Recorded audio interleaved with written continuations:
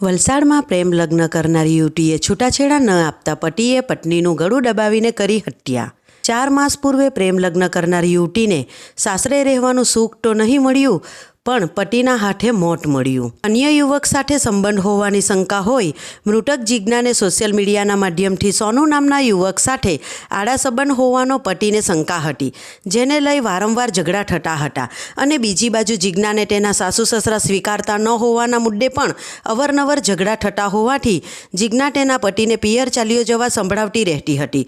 રવિવારે પણ જીજ્ઞા બહાર જતી રહી હતી, બપોરે ઘરે આવી સૂઈ ગઈ હતી। બપોરે બંને વચ્ચે થયેલા ઝઘડામાં વૈભવે જીજ્ઞાની હત્યા કરી હતી।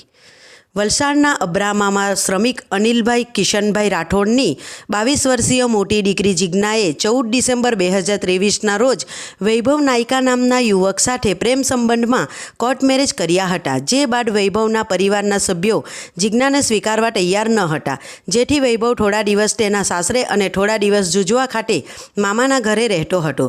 રવિવારે બપોરે અનિલભાઈ છૂટક મજૂરી કરવા ગયા હતા। છૂટક મજૂરી કરીને ઘરે 4 કલાકે આવ્યા ત્યારે ઘરની બહાર ભીડ જોઈ હતી। ઘરમાં જઈ ચેક કરતા જીજ્ઞા શેટી ઉપર બેભાન અવસ્થામાં જોવા મળી હતી। જીજ્ઞાની ગરદન ઉપર ઈજાના નિશાનો જોવા મળ્યા હતા। પોલીસે મૃતક જીજ્ઞાનું સિવિલ હોસ્પિટલ ખાતે પીએમ કરાવતા ગળું દબાવવાથી મોત થયાનું રિપોર્ટમાં આવ્યું હતું। શંકાના આધારે પોલીસે મૃતકના પતિની ઉલટ તપાસ કરતા આખરે તેણે પત્નીની હત્યા કરી હોવાની કબૂલાત કરી હતી। તપાસમાં પતિ વૈભવ તેની પત્ની જીજ્ઞા પાસે છૂટાછેડા આપવા દબાણ કરતો હતો અને આ મુદ્દે ઝઘડો ઉગ્ર બનતા તેણે પત્નીનું ગળું દબાવી મોતને ઘાટ ઉતારી હોવાની હકીકત પોલીસ સમક્ષ આવી હતી। હત્યા કર્યા બાદ જીજ્ઞાના ગળે દુપટ્ટો બાંધી આપઘાતમાં ખપાવવાનો પ્રયાસ પણ વૈભવે કર્યો હતો।